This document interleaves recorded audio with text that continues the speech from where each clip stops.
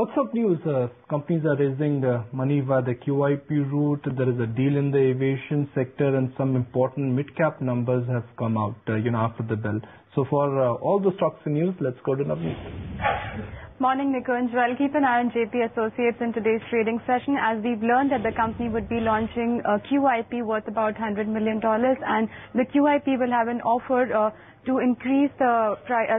Company could increase about $250 million as well, and Standard Chartered is a banker to this deal. The QIP price will be in the range of about 83 to 87 rupees per share. Keep an eye on JP Associates. It could react to this news today.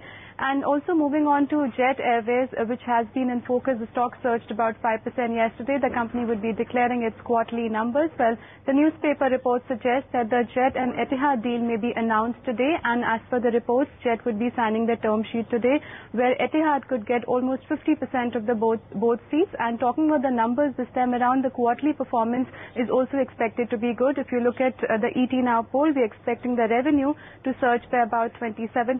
The margins this time around are expected to come at around 11.60% versus the corresponding quarter margins of about 3.9%.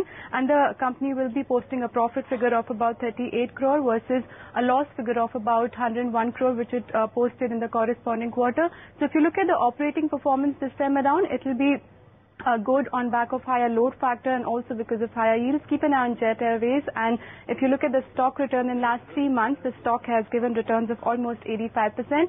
Moving on to Sri Renuka, company declared its quarterly numbers yesterday post market hours. If you go by the numbers, the PAT was down by about 40%, which was at about 17.5 crores, and the top line was good.